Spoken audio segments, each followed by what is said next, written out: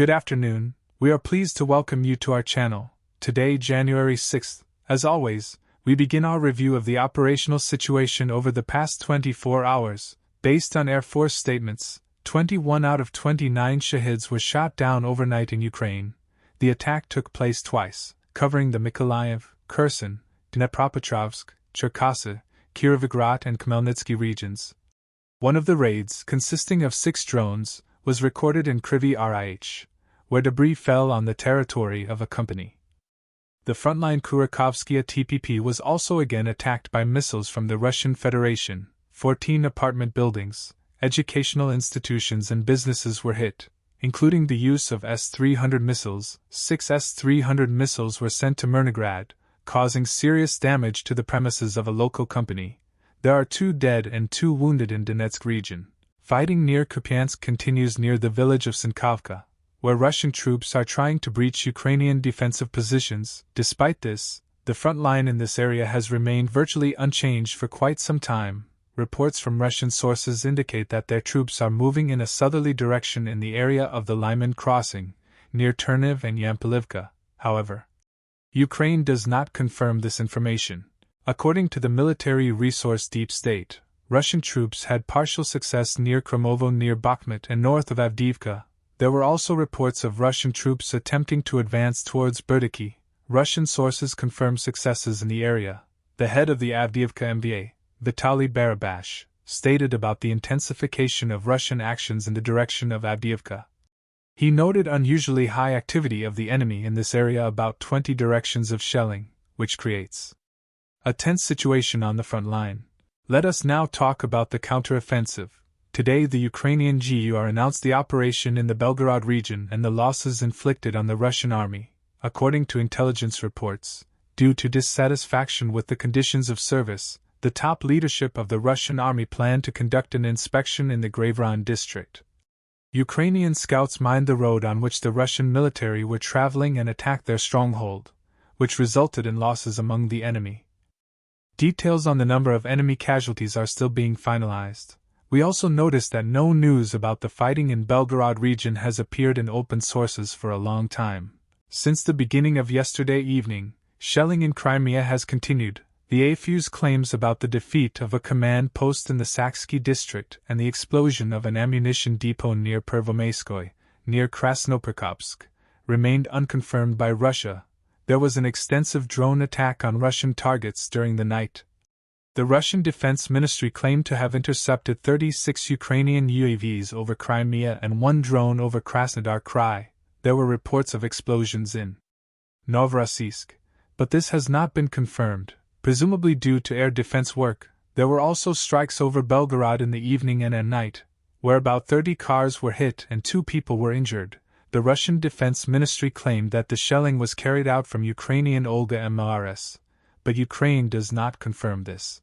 According to the British newspaper The Telegraph, citing Ukrainian officials, Russia is taking new actions in the frontline territories, particularly in the Kharkiv area. They also claim that the intense shelling near Kupiansk may be related to preliminary activities before a possible large-scale offensive in the coming weeks. A representative of the publication close to the Ukrainian armed forces emphasized that military facilities in different parts of the region are being attacked. In response to the publication, Governor Oleg Senegubov said that there is no obvious concentration of Russian armed forces so far, but the situation could change at any moment. He is convinced that the Russian Federation maintains its plans to seize Kharkiv and the adjacent territories, which were liberated by Ukrainian forces last fall. The Western media once again drew attention to the situation developing at the Ukrainian Armed Forces Kherson bridgehead in Krinky. The Washington Post newspaper described the Dnieper River, which serves as the main supply route for this bridgehead, as a river of death. The article emphasizes that the Ukrainian military has suffered serious losses. Despite the fact that it has not yet managed to liberate a single settlement on the right bank of the river, it emphasizes that the decision to hold the bridgehead is rather politically motivated. As the counteroffensive stalled, Ukrainian military and political leaders were eager to show Western allies some progress, any slightest success. The publication emphasizes trying to explain the meaning of holding the bridgehead. Russian military sources continue to claim that the Krinky bridgehead is a diversionary maneuver designed to divert attention and prepare for a large-scale forcing of the Dnieper River by Ukrainian forces elsewhere. Yesterday, the United States said that Russia had obtained ballistic missiles from North Korea and used them in Ukraine. The Washington Post was the first to report that, "Our data indicates that North Korea recently transferred ballistic missile launchers and several dozen such missiles to Russia, and Russia has carried out launches on Ukraine," said a U.S. official. Later, the White House spokesman, John Kirby, confirmed this information. According to him, Russia attacked Ukraine with these missiles on December 30th and January 2nd. A spokesman for the Ukrainian Armed Forces, Yuri Ignat, said the missile flies, falls, breaks into pieces, and it is difficult to determine what exactly it was launched with. "We know for sure that it is a ballistic missile, but we cannot say whose production it is. Right now we have no information that such missiles were used." The information came from the United States. "Our specialists will analyze the wreckage to establish the fact that such missiles were used. So far, we can't confirm it."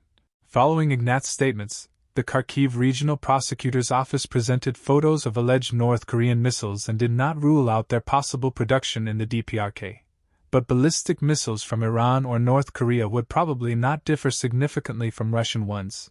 The U.S. Institute for the Study of War warns of an increasing number of ballistic missiles in Russia, which poses a problem in neutralizing them. It should be noted that neither Russia nor North Korea confirmed the information about the supply and use of missiles. The USA said it would support Ukraine as long as necessary, but not necessarily at the same level as it was in 2022 and 2023. We emphasize that this is the first time U.S. authorities have officially announced a possible cut in aid. The U.S. has noted that air defense systems will be a priority in future deliveries to Ukraine provided that deliveries are resumed. This confirms the fact that the U.S. is focused on the development of military production in Ukraine, which is difficult without an effective air defense system to protect enterprises from missile attacks. However, the allocation of new aid is in limbo. Congress will soon resume work, and it is possible that the issue of aid to Kyiv will be revisited. But at the moment there is no information about an agreement between the Republicans and the White House.